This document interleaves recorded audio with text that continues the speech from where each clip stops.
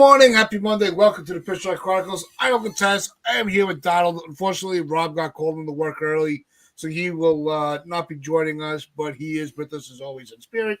And yes, we do have his awards, as you will get into those a little bit into the show.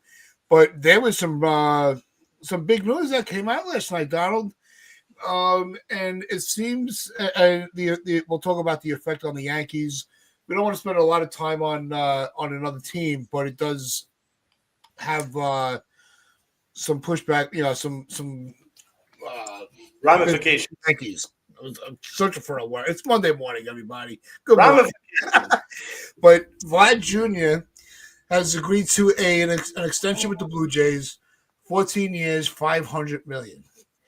And holy cow! I mean, I think the contracts are getting out of control. But that's just me. But I think the biggest question with the biggest issue with this that pertains to the Yankees is where are they going to, what does this mean for the future of first base? Because this was a free agent that we were going to be looking into and really pursuing if it got to free agency. And unfortunately, it didn't. So now the short list of first basemen for the next season is just one more player shorter. It is significant ramifications. First of all, for him, why is he committing the next 14 years to a team that you're not convinced is going to be like competing? Yeah, they're not even that good. So it's a weird move from him, but also I think if he went to free agency, he would have commanded more. Once you get the Mets and the betting and the bet, price would have gone up. Yeah, the price would have gone up from 500. So I'm a little surprised, but it just shows that loyalty ain't dead, and in some aspects of the majors, because that showed his loyalty to the organization. So. It certainly hurts us because he would have been a phenomenal bat to add next year. But I never thought that we were going to get him anyway. First of all, with the comments that he made about the Yankees. First of all, I know he walked it back, but I think you take what his original view was pretty seriously. Not want to be here. So that's one. Two, the Yankees have never put significant dollars into the corner infields. They haven't done it since they acquired Mark Teixeira. Even it's since really then. was the last big. Yeah, they haven't acquired a big free agent at the corner infields. Maybe they were scared off by the latter years of the Teixeira contract or the latter years of the A-Rod contract or whatever, but they have not put serious dollars into the corner infield. So I would have been shocked had the Yankees gotten into a bidding war for Vlad. But still, it does take away a possible player. It probably affects the Mets more than us because I know the Mets really wanted him. So that's obviously a... Did you hear the pop he got at Citi Field when they announced his name? I was like, are you kidding me? He's the opposing team's first baseman, and they're cheering for him like it's going to entice him to, be like, oh, look at the welcome I got. I'm going to go over there. Well, didn't happen. So he ain't going there. And that lowers our free agent expectations down to Murakami at first base next year. Unless they re-sign Goldschmidt for another further year next year. Yeah, well, Goldschmidt's having a pretthis solid year. He's having a Goldschmidt year so far. Oh, I'll tell you. He has not been. Believe me, he is not one of the problems in this organization. But we'll have to see how the rest of the year plays out. And it's not against the players, but it's against the age and the other options are going to balance it out. Yeah, Stevie B brings up Alonso. I don't think the Mets are going to let Alonso leave now that Vlad's not even on the table anymore. Yeah, Alonso's the big winner here. Absolutely. So it's a bit of a winner there for Alonso too, because his stock's now gone up because he started off pretty well.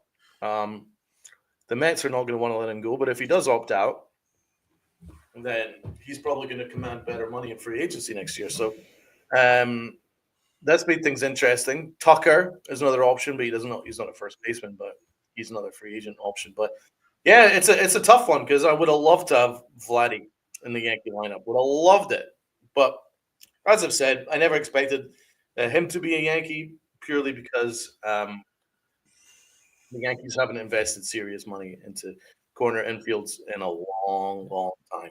So they would have had a significant change in philosophy. Uh, Maybe it opens a spot for Ben Rice next year. Maybe Ben Rice is the first baseman incarnate next year.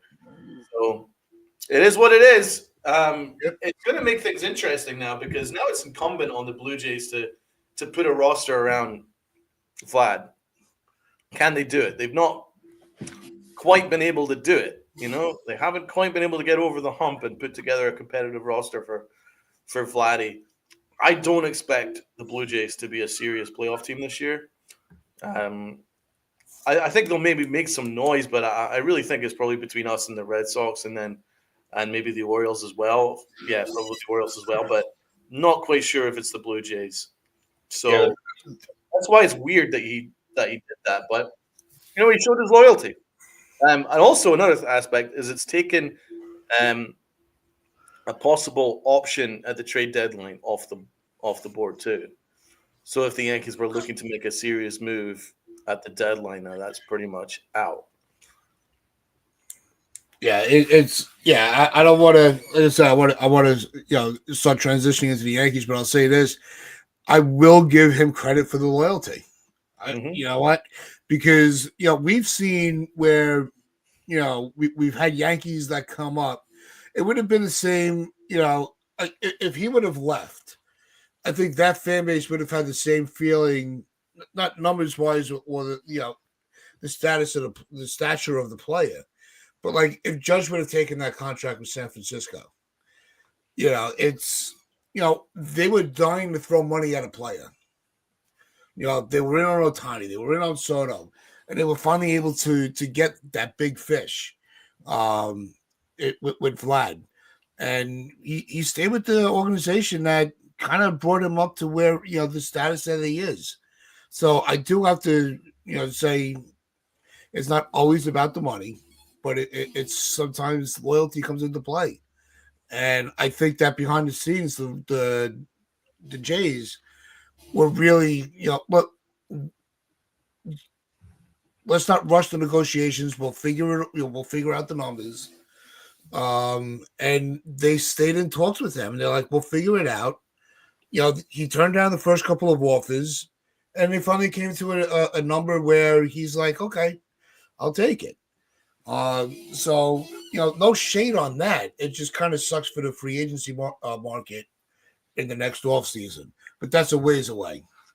It says Judge did the same thing, showing the organizational loyalty. Says John Yeah. Lieber. He's right. To be honest, now that Aaron Judge contract looks like a freaking steal, by the way. Yeah, right. Remember, I was how could you give Judge that much money? He's always he's an injured player every year, and he's going to be DH in three. Like, what a bargain! What a bargain the Yankees got on Judge. And Judge is going, I couldn't have been a free agency 1 year later. Soto 800 mil, Vladdy 500 mil. Aaron Judge's contract's better than both of them. Yeah, well, let's bring this up before we really swing deep into the breaking down the Yankees Pirates series. But Nick is saying, he goes, told to some buddies we debate about the Otani contract. Does his offense alone make his contract worth it? No.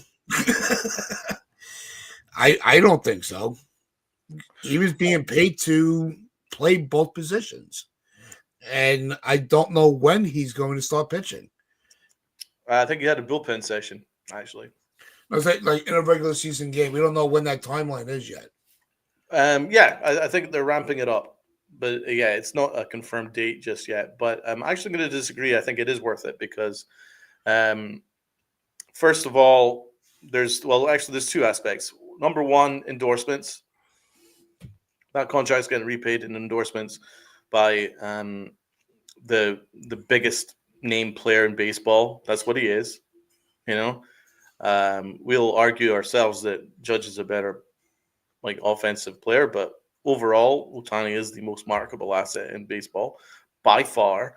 Um, he is beloved in Japan, absolutely beloved in Asia as a continent. So, um, the money that they get from the Japanese market and the Asian market is mind blowing. The money that they get from shirt sales, and the fact that the Dodgers are basically just like the best team in baseball, the best team that we've probably seen since since the Yankees dynasty. This is the best team that we've seen since. It's an incredible team. It's an all star team. So Otani repays all of that. Plus, it's worth it purely because he's not actually getting paid much money right now anyway because of all the deferrals, and no one cares what's going to happen in 30 years time. So when he does get paid back that contract, so it's a very cheap contract actually. Where in terms of the bottom line right now, that's an incredibly cheap contract, and that's credit to Otani for being happy to defer his money. But the Dodgers are made out with like bandits with that. They really have. They've made out with bandits. They've got most marketable, best player in baseball in his prime, and whether he's hitting or whether he's just pitching or both or vice versa, doesn't matter. He's the most marketable asset, and he helped them win a World Series with one shoulder last year. So imagine what he can do with two. So I disagree with you, Tats. I think it's a fantastic contract. No, the structure of the contract I thought was extremely well played. But when you look at the overall, I mean, yeah, so they're paying him $2 million this year for a bat. But he was expected to be so much more. I think the injury, when he gets back and he's pitching and hitting, if he's putting up the same offensive numbers, then I would probably I'd probably be forced to kind of change my tone on it. But I wouldn't give that kind of contract to a DH.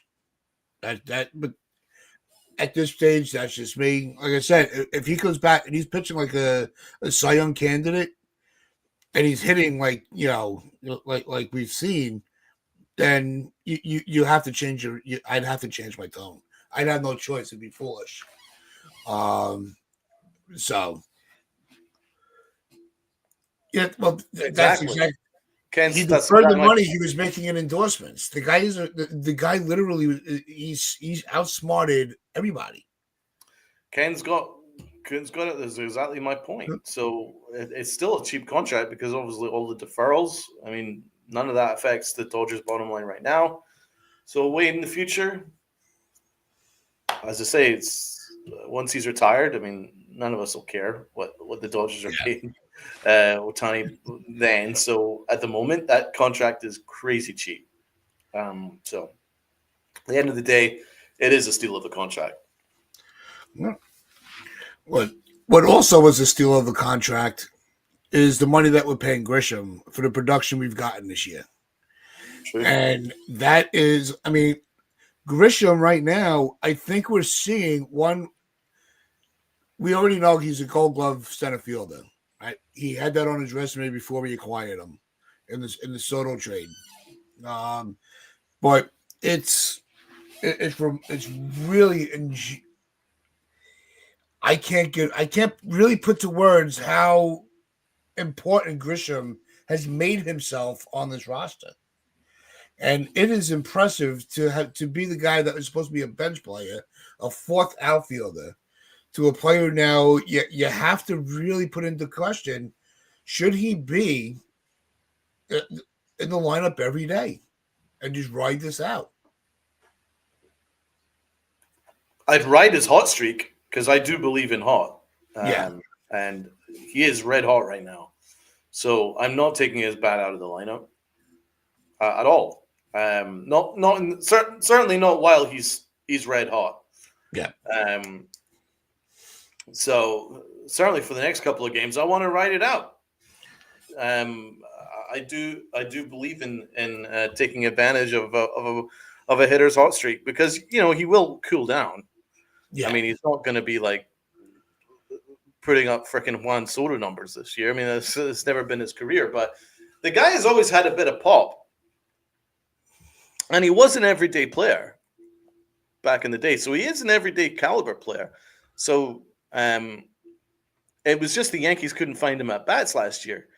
And I disagreed with that. I felt like if there was a person who I would have preferred over Verdugo last year, it was Grisham. I think Grisham's a better player. I know Grisham only plays center field, but um, I certainly wanted to get his at bats in the lineup more than Verdugo.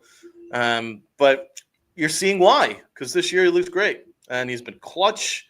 And he was clutch last year as well. Let's not forget He had some games. he had a huge hit against the Red Sox when we were going to lose at Fenway, and then he hit that hit a shot off the wall to drive in runs to win the game.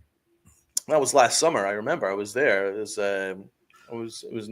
in town at the time. So um, he does have a clutch bat in him, and he's shown it so far this year. He's been red hot and plays beautiful center field. Absolutely, just smooth as silk, just absolutely unbothered.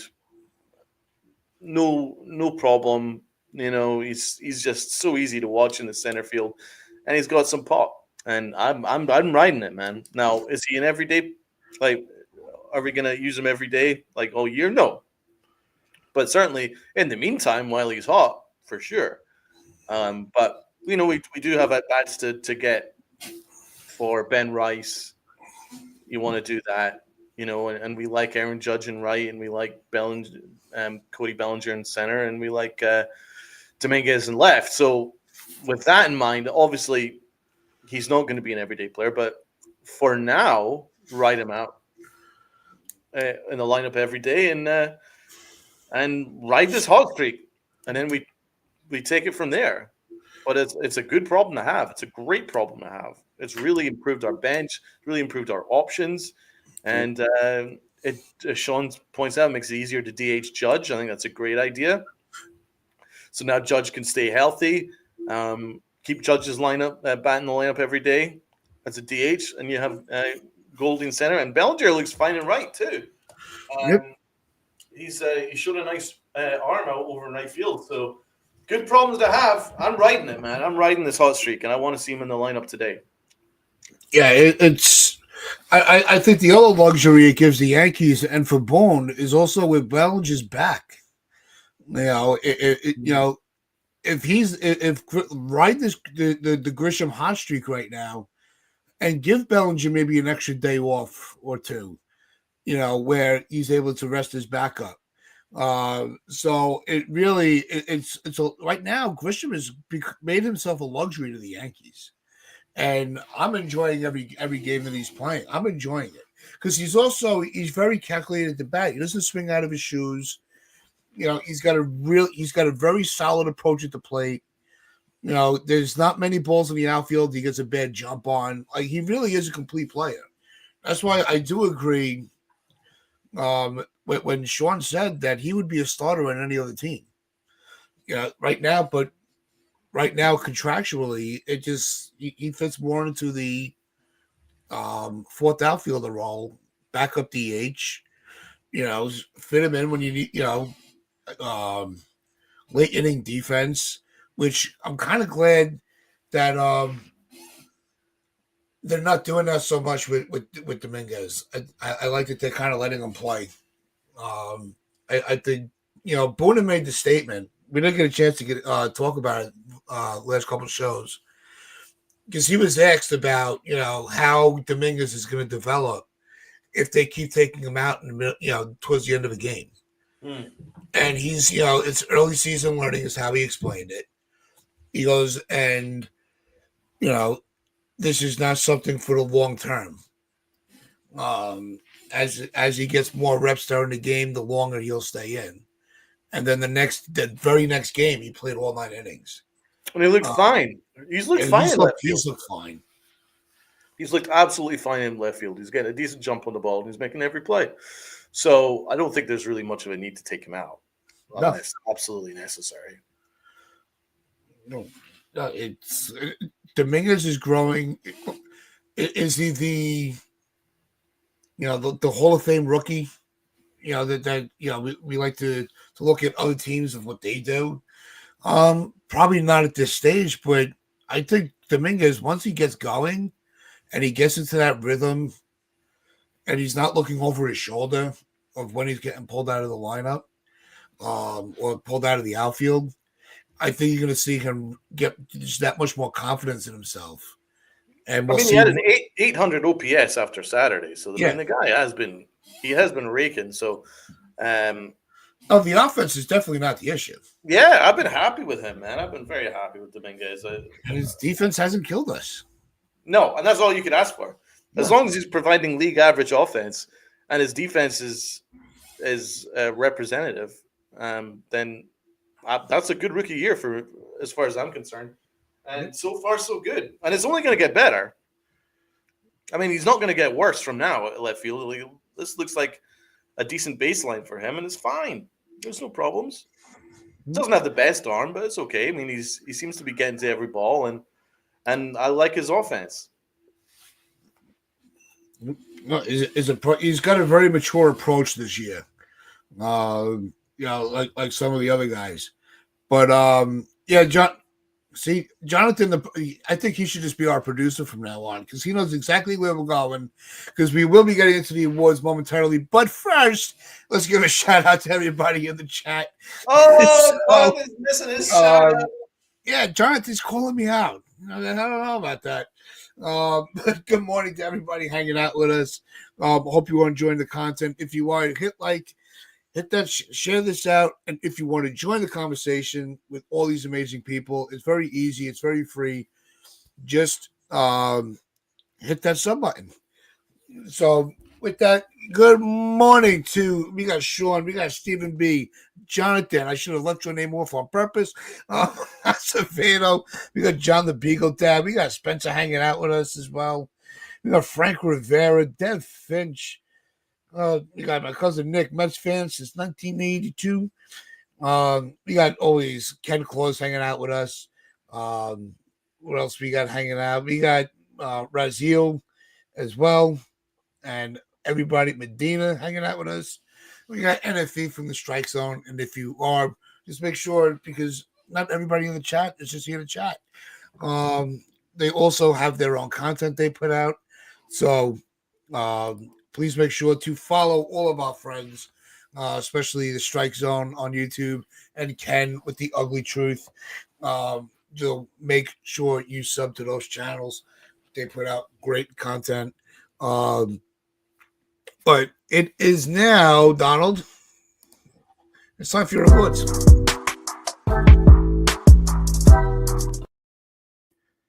Oh, yeah!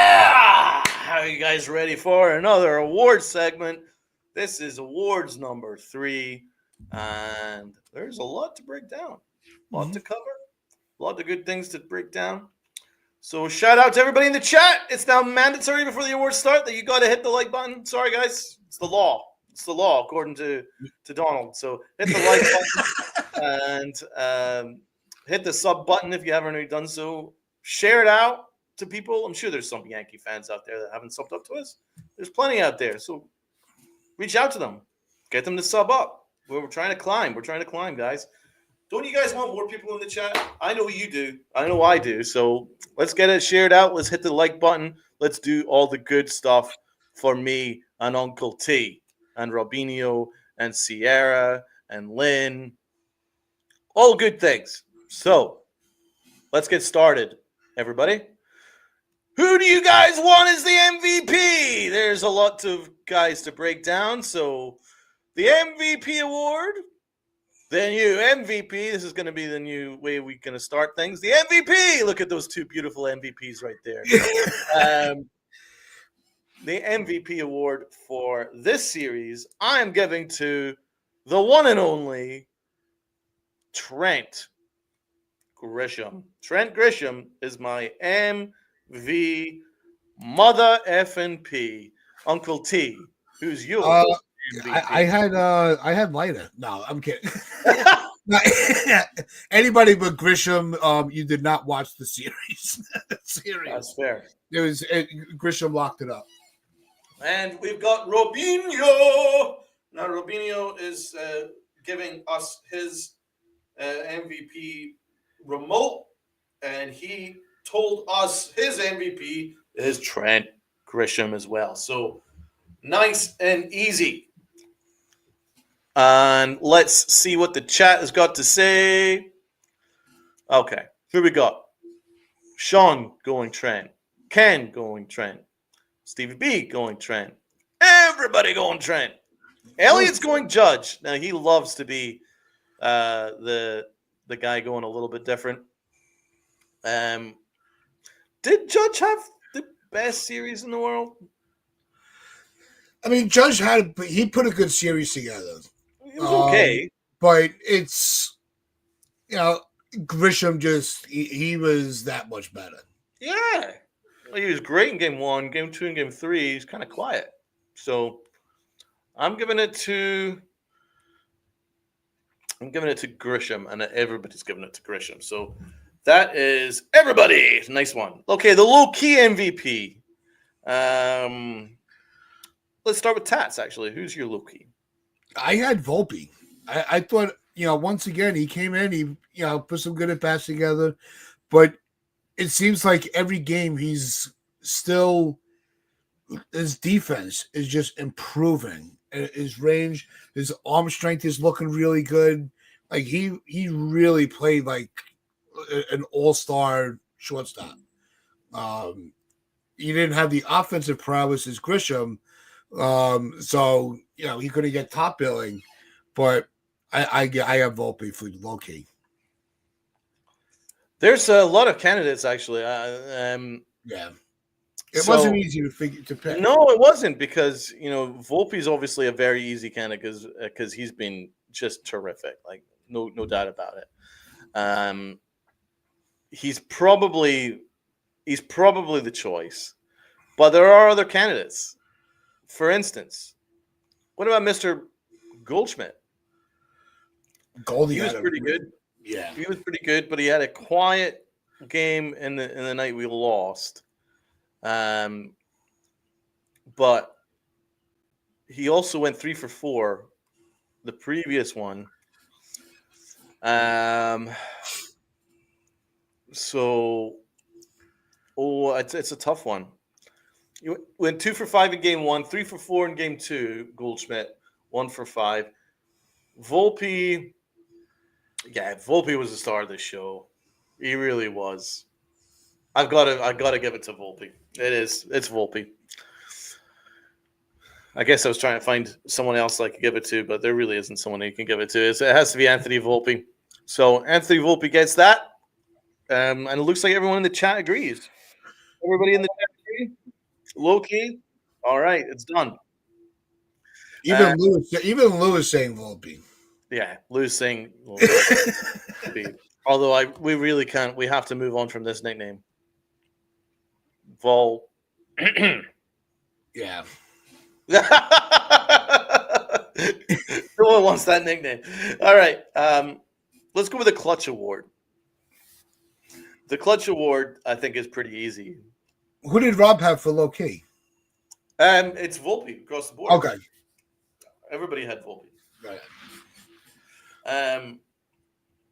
And same with the Clutch Award. I don't think there's anyone else you could really give it to. I'm giving it to Trent Grisham. And Tats. Yeah, I really wanted to give it to Grisham, but I figured I already gave him the MVP, which puts him above everybody else. But for Clutch, I went in a little different direction. I went with Weaver.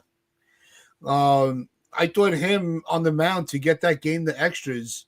Really, I think that stood out. It was out there, the extra outs. He came in at the end of the 8th, went through the 9th. I I think Weaver really stepped up and was like, "Hey, don't forget me." Well, he did pitch well. And Rob, he went Grisham as well. Let's look at the chat. Chat all going Grisham as well. Although shout out to Sean going for Cabrera. CBB mentions Peraza, but by and large, I think everyone's going with Grisham. Rajil says Grisham Weaver. I'm trying to just keep it to one name, so it looks like Grisham wins the day there with that. Yeah, so and it should be. Yeah. Yeah, absolutely. Fans going Grish too. Pitching awards.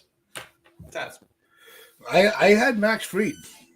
I thought for his second outing, he was he was good but not great in his debut. So of course, game two, you're like, what adjustments is he making? I thought he pitched a really good game. He was the starter that we needed. And I thought that was a great bounce back, from the first game. I thought he had more command of his pitches. So I went with Fried. I thought he was okay, but my only issue is that it took him 99 pitches to get through 5 2/3 innings against a really shitty lineup. Yeah, but he still it was only one run. I know. It's that dog in him. That bend don't break. I think I'd prefer him to have gone a little bit deeper in the course, game. You want a little bit more resourceful with his pitches. But he was okay. He's getting better. It was also the umpire called a really weird zone. Well, the umpiring in the whole series was an absolute disgrace. It was terrible. It was particularly bad in game one, though, for sure. Yeah, no, Fried was fine. Absolutely. I'm giving it to Weaver again. I'm very much on the Weaver train. Weaver's clutch and he's pitched great.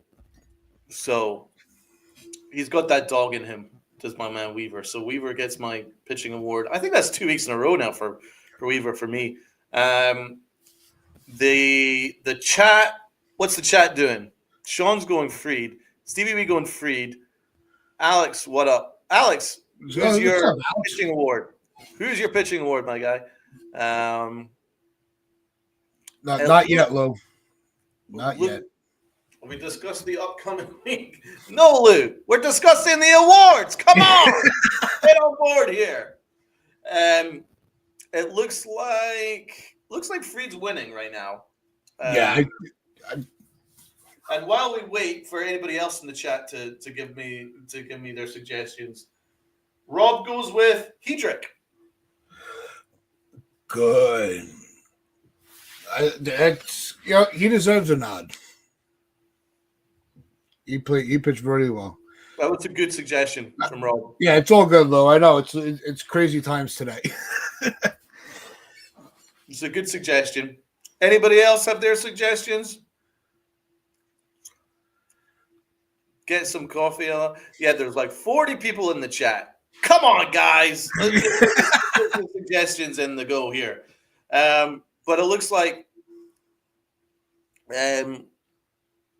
Elliot's way behind. He's going the low clutch MVP. So what, the low key and the clutch and the MVP all going to Trent?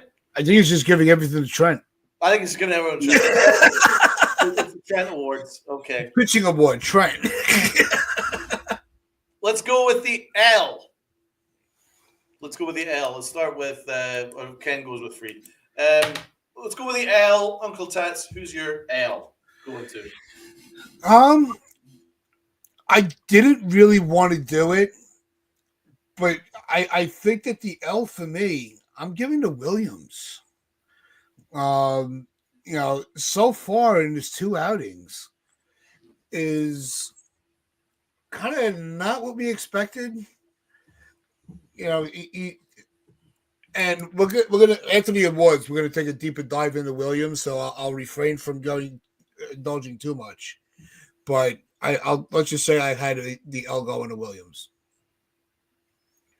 It's a good suggestion, man. Sean going with Will Warren. I agree with that. Stevie B, the umps, L, Stroman, according to Ken. So yeah, there's a couple of different options. Williams is a very good suggestion, and I'm debating between him and Will Warren. But Warren was a weird one because he started well, and then the wheels came off. So, but then Williams, he just I don't know. He is not missing any bats with that changeup at all. Yeah, Um, his air isn't bending. exactly. What is this airbender? I'm waiting for this airbender because I ain't seen nothing. There ain't no bending going on, man. Like they're batting 333 off his changeup right now.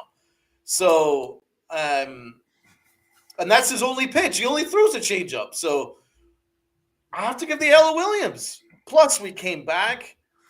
We came back. It was a dramatic fight back, and then he threw a meatball. Nah, he gets the L. He gets the L. That's not what I expected. Let's see what Rob's got to say. His L is going to Marcus Stroman, and I think there'll be more than one person that'll be wanting to give the L to Stroman for sure. Elliot is going Stroman as well. What would you say? Does it? It's kind of like a tie between Stroman and Williams right now. 0-1 goes Williams. So, what would you say, Tats? Who gets the L according to the fans? I think Williams is the one that kind of is. They're in most in agreement with. Yeah, let's give it to Williams. Purely with the expectations, he's not living up to them. So, yeah, Egyptian magician's going Williams too. So yeah, that's fair. So yeah, he agrees with us as well. Okay, let's go with Aaron Boone. This will be interesting. Tats, what would you give Aaron Boone at 10? Well, before that, we do have a few more people that jumped in, so let's give them their recognition. Christopher Flash, Shy Talk, what's going on? Long time no see. Good to see you back. Doran coming in late. So, and also Egyptian Magician. I want to thank you guys for jumping in to catch some of the show. So my Boone Award, I gave him an 8 out of 10. You know, I obviously you can't go too high because they didn't sweep, but I don't think he really made decisions that cost them to win that game. It was just a matter of the players' execution or lack thereof that caused trouble. And it wasn't it really I can't blame Boone for yesterday. But I don't want to punish him because the players just could not execute. That's fair, man. So I gave him an 8 out of 10. All right. Now, Rubinho, I believe he gave him a 9. I'll just double check. He goes, Rubinho goes Boone 9 out of 10. Should keep Wells at the top of the order. That's pretty fair. So Rob's going 9. I'm going 8. I think 8's fair. He didn't really.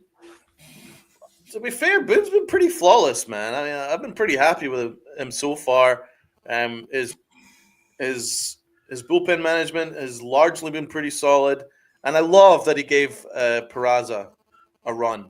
That because it looked like he was out on Peraza, and now he's kind of warming to Peraza again. So I'm glad that he's giving Peraza a shot, and we didn't see that moron from Reyes, Pablo Reyes. Sorry, his name escaped me for a minute there. That moron Pablo Reyes. I'm glad we didn't see him this series. So that was a positive thing. So I'm giving him a solid 8. And Duran goes 8 for him. I think there was a couple of other 8s as well in the chat. So looks like Boone went with 8 out of 10. Okay. Second to last award. And this one is my personal new favorite. You are enjoying that one.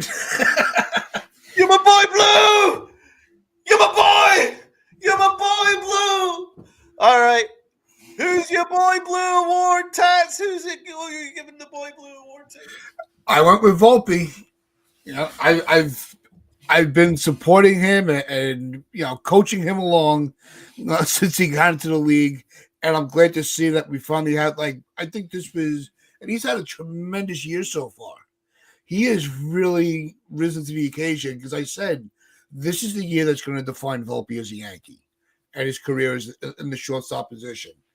And I think he just had one of the. I think I said this the previous series as well.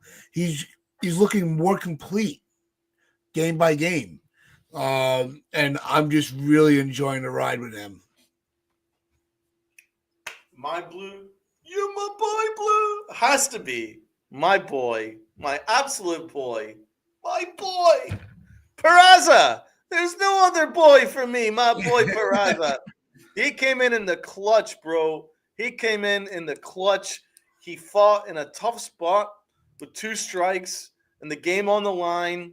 He looked a little overmatched on one pitch, and I was like, "Oh no, please don't strike out with the game on the line." Then I'm gonna have to own up to it today in the awards. But no, my boy Blue came through, and he helped set up what should have been a win had Williams not blown it. So my boy Blue is Peraza, and Rob's boy Blue is Peraza as well.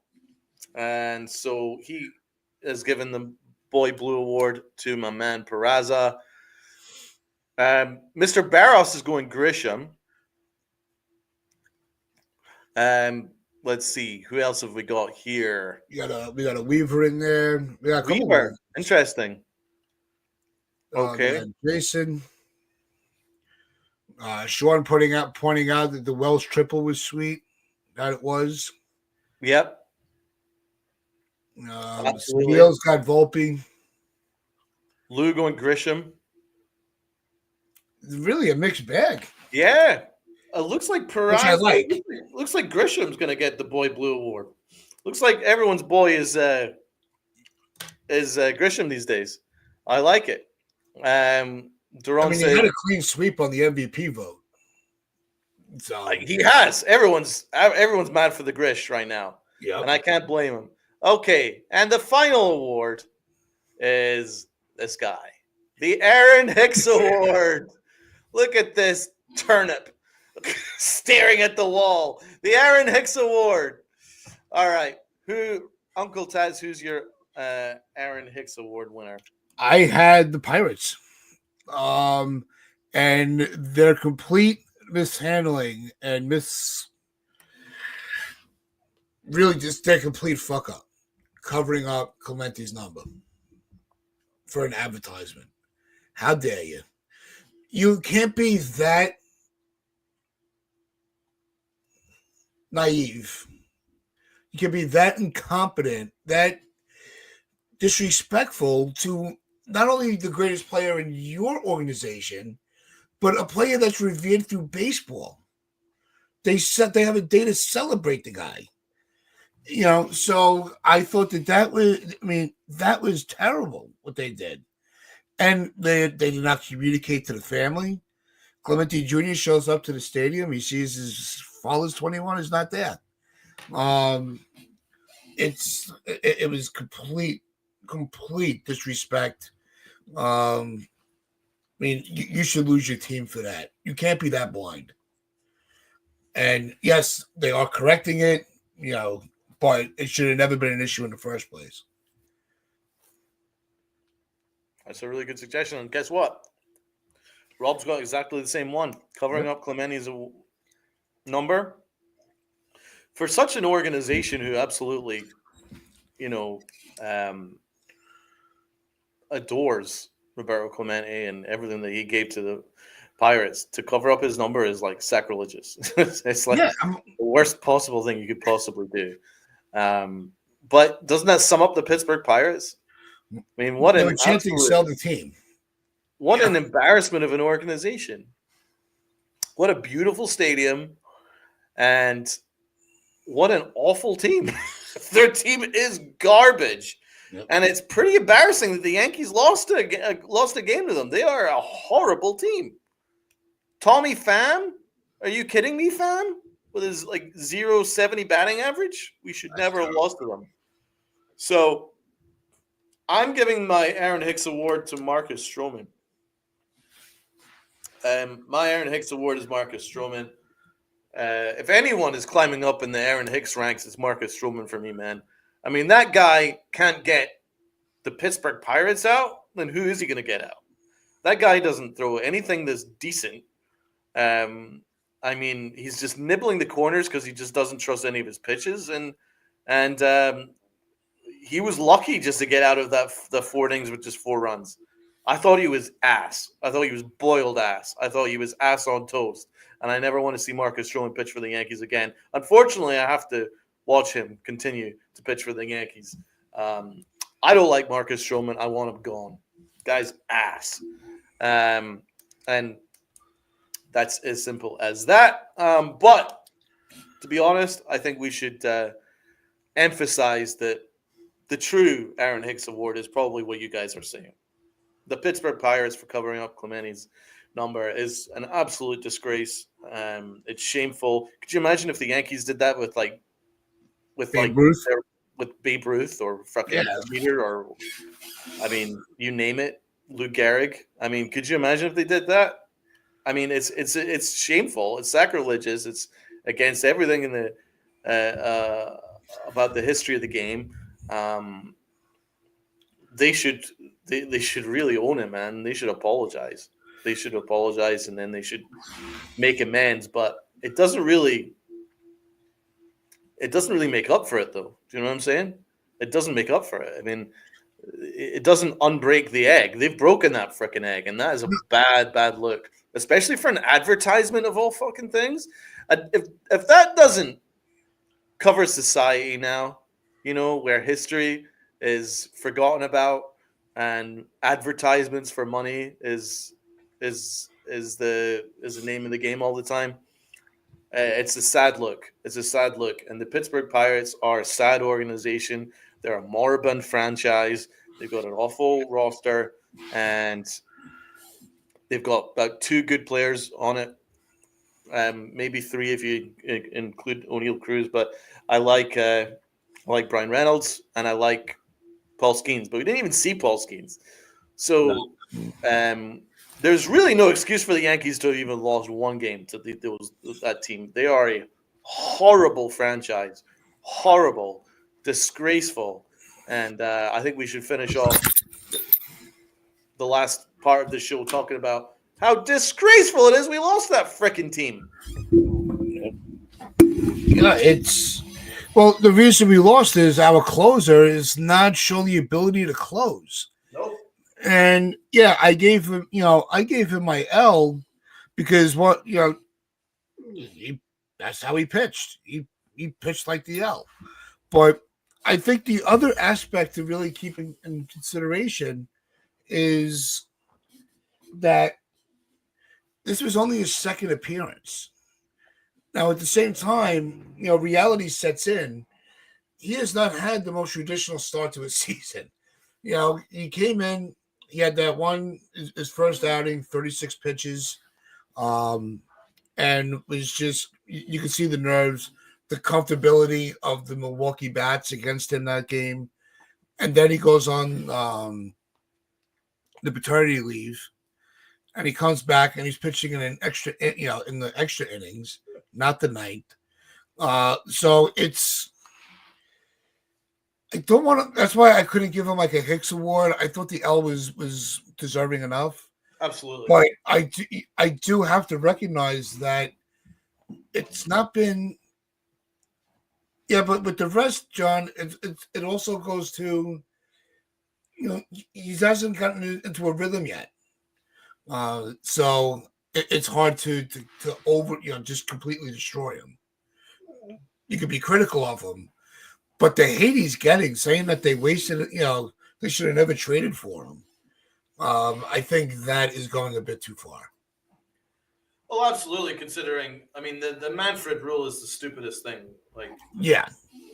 in the history of stupid. It's such a stupid rule, especially in 2025. I mean, it's done. Anything that was part of the 2021, 2020 COVID stuff is finished now. No one wants this thing. If you want it Well, in the 11th inning, fine. 12th inning, fine. 10th inning, no. You know what I'm saying? The Manfred rule sucks. Rob Manfred sucks. So absolutely, but we have to play with the rules that are that is currently that we're having to currently work with, and that is the rules. So you have to deal with it, right? And Williams hasn't been doing it. He ain't missing bats. Um, I'm going to get his baseball savant page up right now because it isn't actually pretty. But I know that he's only had like a couple of outings at the most. But it also means that he's been very well rested.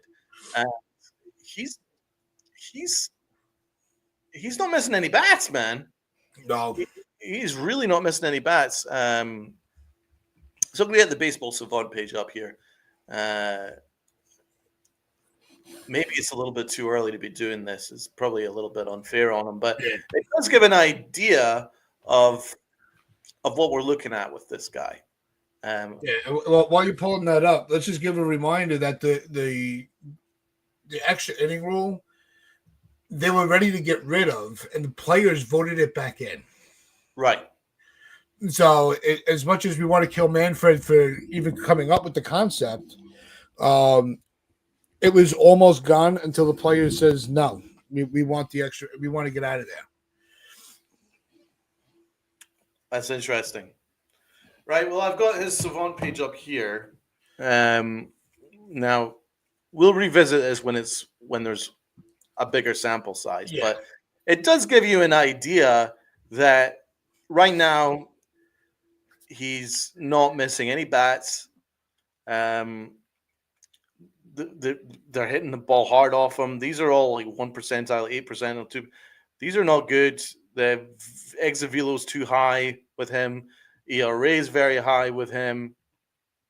Expected ERA is 13.91 right now, which is bad. The changeup is just not missing any bats. At the moment, he's throwing the changeup a majority of the time. Look at the batting average against that changeup. 400, 600 slug. That's that's his only pitch. So that is a little bit of a concern. You know what I'm saying? If he's got a 400 batting average against the only pitch that he throws, is a little bit of a worry for me. So it just means that even though it's a little harsh to be looking at that page, just a couple outings in, but it does kind of show you that where the problem is, and the problem is actually with his one and only pitch, his changeup. It's not missing any bats. 400 batting average on his changeup. So that's not good. That's really not good. He's well rested, and he isn't missing any bats against the Pittsburgh Pirates. Ugh. And that's a little bit of a concern for me. I think that's what brought some of this to the forefront. It wasn't. It was more the opponent than the execution itself. Because this is not a team that you should be having that problem with. No. Yeah, and it's not to disrespect those players. I mean, there's a reason why they're on the field and we're sitting here talking about it. They just have that skill, and we never discredit, them making it to the bigs. But it's still the Pirates. I mean, let's be honest. I expected. I expected more command on his pitches. I think that's really, really what's bothering me is the command. Yeah.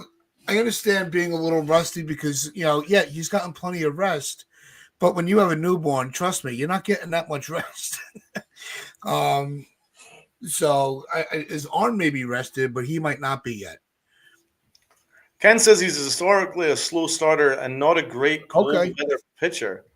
Well, that's a bit of a problem considering October is when the Yankees are the most. On How the would you spotlight. put it? You know, the biggest spotlight is in October for the Yankees, and if he's not a great cool weather pitcher, then that's a little bit of a concern for me. Um, I'm not sure. I need to see a little bit more from Williams. I'd like to see. What I'm concerned about is when we get into like long at bats with him, because once you get into like the seventh, eighth pitch of the at bat, ninth pitch of a bat, by then the hitter's pretty much caught up with the speed and the movement of his changeup, and that's when they can start making better contact. So what I'm concerned about is when he gets into long drawn at bats because he just doesn't seem to be missing bats. I mean, obviously, early in the count, that's when he's got the best chance to get easy outs. But if the batter can hang in there, then there's a good chance by the seventh, eighth pitch that they're going to be pretty much sitting on that changeup. And you look at it, all he does is throw changeups. It goes the occasional fastball, but it's not a great fastball. So I'm not going to say I'm concerned, but I'm underwhelmed. I'm very underwhelmed. I'm not. That changeup it doesn't look particularly like mind blowing to me. Like it doesn't look like the greatest changeup I've ever seen in my life. It just looks like a changeup. So where is this airbender? I'm waiting for it. I'm still waiting for it. Yeah, we're all waiting for it. But before we close out, I just there was a move that the Yankees made earlier. Actually, I think it started. The news first broke last night, and a little while ago, the MLB notification came out that the Yankees have brought Ottavino back on a major league contract, and they have added him to the roster. Why? I mean, yeah, I don't. Why? But I know they. Well, I think the way because they designated him for assignment. Nobody was biting, so he goes back to the team. But why not just let him go? What was that about? Why did you sign him to a major league contract, DFA him 2 days later, and then sign him again 24 hours later to another MLB contract?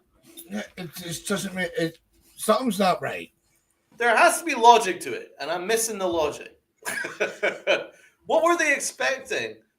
I mean, they DFA'd him, right? And then Ottavino's like, no, I'm not going to go to my minor league. I'm not going to go to the minor leagues.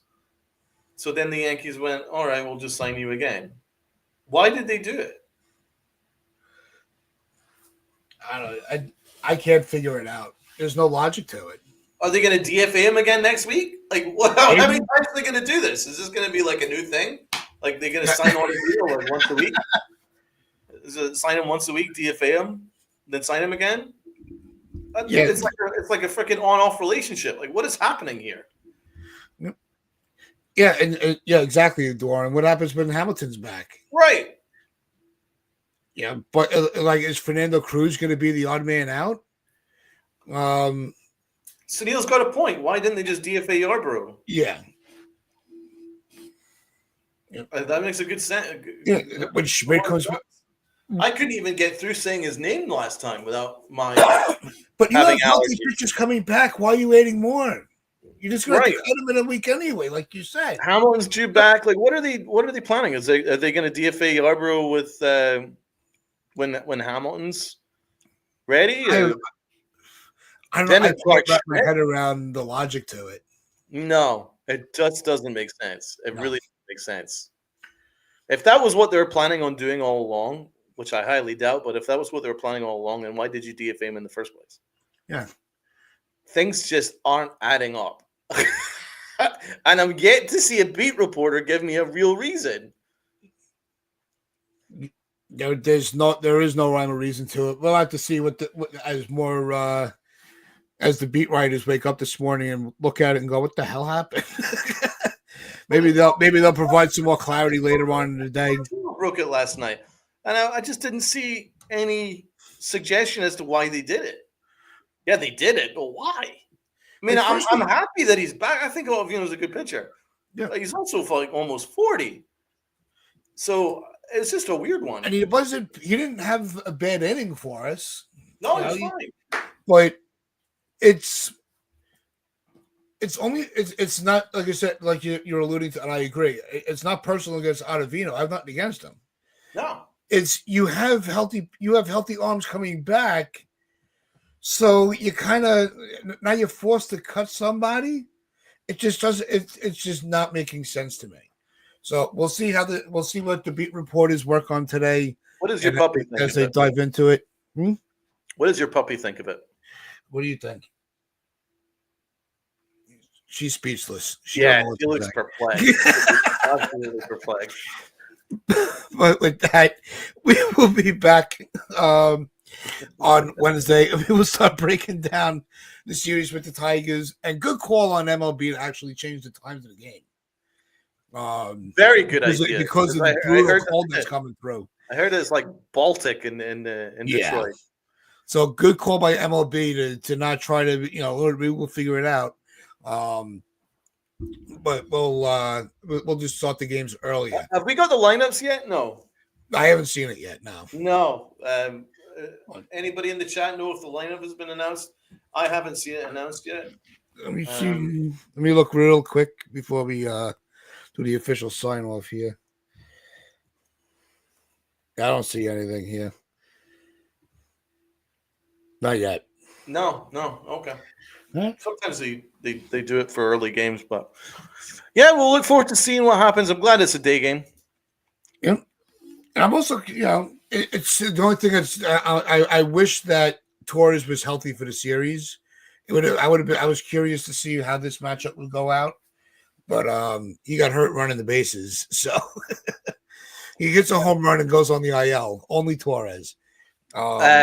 Yeah, it's gonna be this is gonna be a litmus test. This Tigers series. The Tigers are a good team. The Pirates were shit. This is a really good team. The Tigers, and they got some pitching. And it's gonna be interesting. So let's see what Rodon can do. Yep. He needs to give us length. He absolutely needs to give us 6+ innings because none of our starters are giving us any length, and that includes Max Fried. All our starters are struggling to get through 5 innings right now. So that's why we really that's not sustainable, by the way. Well, that's going to be another podcast conversation, but yeah, we can't continue to have all our starters go just 5 innings. Our bullpen's just going to implode. It just can't sustain that amount of pressure. So what we really need is to get some length from Rodon. Yeah. But with that, we'll wait and see, and we'll report back on Wednesday morning. So with that, I want to thank everybody for hanging out with us this morning. This is Pitch Chronicles, the local Tats, here with Donald. And just remember to hit that like button, hit that sub button, share this out with your friends, your family, the stranger around the corner. Like I said, we'll always say, continue to say, wear those pinstripes of pride and play hard.